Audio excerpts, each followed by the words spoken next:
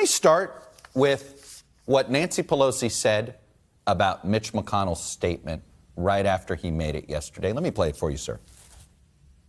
He was hedging all over the place. I don't know whether it was for donors or what, but whatever it was a very disingenuous speech. And I say that regretfully because I always want to be able to work with the leadership of the other party. Did you find Senator McConnell's remarks disingenuous? Well, let me say, Chuck, at the outset first, to Jamie Raskin and his team, an extraordinarily good job. Importantly, in the history of our country, they spoke up at the right moment. But let me say another word. We were never going to reach 67 votes in the Senate without Mitch McConnell voting guilty. So he went up on the floor afterwards. He basically gave the speech that Jamie Raskin would have given to the Senate and then tried to justify his vote for acquittal. It wasn't going to happen. We weren't going to reach 67 without him. Did you find his remarks disingenuous, or do you think that do you take him at his word on his belief about the constitutionality of it? I tell you what, I think that argument that we can't impeach someone who's out of office really begs the question. The House managers made the point early on, so that means that there's some period in the presidency when Congress cannot respond quickly enough that a president can get away with anything.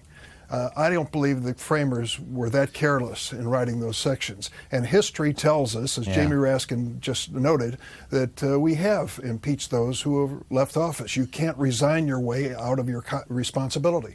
In fact, I was going to say, I do feel like that maybe what inadvertently has happened is we now have this gap during the transition that apparently January 7th to January 20th, we are lucky Donald Trump didn't do anything. What would have happened if he did something? Is there suddenly no mechanism to have removed him from office if they weren't going to invoke the 25th Amendment? That's exactly the conclusion that many of the Republicans were hanging their hat on, that there was a grace period for the president no matter what he chose to do. Listen, it gets down to this when you look at it, Chuck. Many of the Republicans were voting out of loyalty to Donald Trump. For those who want to know what Donald Trump's version of loyalty is, I have two words: Mike Pence. Many of them were voting out of fear. What would happen if they went home? I would just ask them to take a reflection on the future of their party, which embraces QAnon conspiracy and Proud Boys, and then shuns Cindy McCain and Bill Cassidy. What is the future of a Republican Party in that posture? We had a report that Chris Coons visited the House managers and said, look, this drive for witnesses, it could cost some Republican conviction votes. Some Democrats aren't happy with it. It was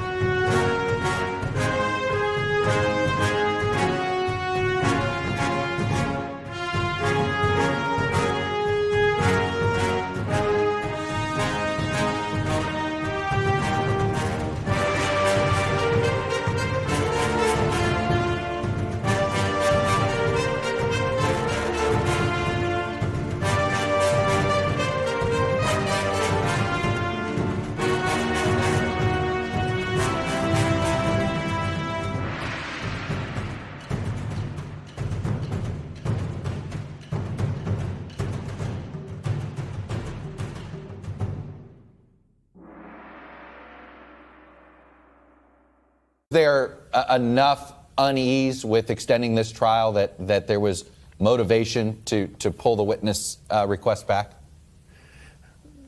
I don't know what Chris did. I didn't follow him or ask him. I saw the same press accounts. But I think the bottom line is this. The evidence was stipulated as to what Congresswoman Butler said. And having been stipulated, we knew exactly what she was going to say if she were called for deposition. So I don't think we lost any ground. The facts were before the Senate. I think the physical deposition would not have made a significant difference, and it would have delayed the proceeding.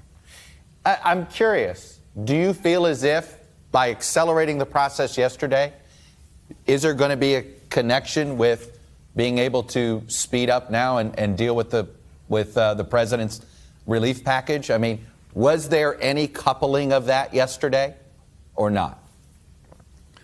No, we had this coming week, of course, is a recess week for the Senate, so we had time. That wasn't the element here. And I do want to make this point. We are working with President Biden on the priorities of the American people, dealing with this pandemic, dealing with the economy, providing cash payments to American citizens to help them through this tough period. So what we did with this impeachment trial was not at the expense of President Biden's priorities. We'll be returning to them quickly when we come back to Washington. Do we need a 9/11 style commission still about January 6th? I can tell you one of the things that I was looking forward to was making the record for history as to what occurred.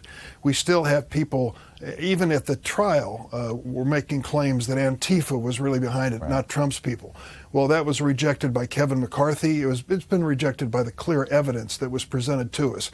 I wanted to make sure that the Soviet-style revisionists on the Republican side, who are trying to blame everybody but Donald Trump, had a record in front of the American people that was clear.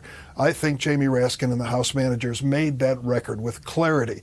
Even, let's be honest with you, even Mitch McConnell acknowledged that last night in his speech. So we have that record, and that's the important historic record to show this generation of doubters and any future generation. All right, so it sounds like you think we've done a big chunk of this investigating. All right. Senator Dick Durbin, Democrat from Illinois, thanks for coming on and sharing your perspective with us. Thanks, sir. Chuck. Hey, thanks for watching our YouTube channel. Follow today's top stories and breaking news by downloading the NBC News app.